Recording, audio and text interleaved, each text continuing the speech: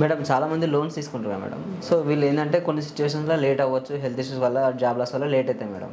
అయితే యాక్చువల్లీ ఏంటంటే రికవరీ ఏజెంట్లు కాల్ చేస్తారు. సో కాల్ చేసినప్పుడు ఏంటంటే వీళ్ళు ఒకసారి రెండుసార్లు లిఫ్ట్ చేస్తారు, మూడోసారి భయపడతారు. రికవరీ ఏజెంట్లు కొత్త పుంతలు దొక్కుతున్నారు మేడం. సిస్టమేటిక్ కాల్ చేస్తున్నారు. సో డిఫరెంట్ నెంబర్స్తో ఫోన్ చేయడం, తిట్టడం చేస్తున్నారు మేడం. ఇది క్రైమేనా మేడం? సి డెఫినెట్గా ఏజెంట్స్ ఎవరైతే ఉన్నారో, బ్యాంకర్స్ ఉన్నారో, వాళ్ళు కాల్ చేసి మీరు ఎప్పుడు రీపేమెంట్ చేస్తారు అని కనుక్కోవచ్చు. దట్ డజంట్ మీన్ ఒకటే రోజులో 1000 కాల్స్ అదే పర్సన్కి చేసి వాళ్ళని టార్చర్ చేయమని ఎక్కడ గైడ్ లైన్స్లో చెప్పలేదు ఆర్బీఐ. అండ్ వీళ్ళు ఏం చేస్తారు అని అంటే, ఆల్రెడీ ఇతను కట్టలేని పరిస్థితిలో, అంటే జాబ్ లాస్ వల్లనో, ఇంట్లో ఎవరికో బాగాలేకనో, మెడికల్ ఎక్స్పెన్సెస్, హాస్పిటల్కి డబ్బు ఖర్చు పెట్టడమో జరుగుతుంది. ఆల్రెడీ డిప్రెషన్లో ఉండి ఉద్యోగం లేకనో, లేకపోతే ఇటువంటి కష్టాల్లో ఉన్న వాళ్ళకి ఇది ఒక కొత్త టార్చర్ లాగా అనిపిస్తుంది. అవును మేడం. అసలు ఉన్న సమస్య మీద కాన్సన్ట్రేట్ చేయలేకపోతున్నాము.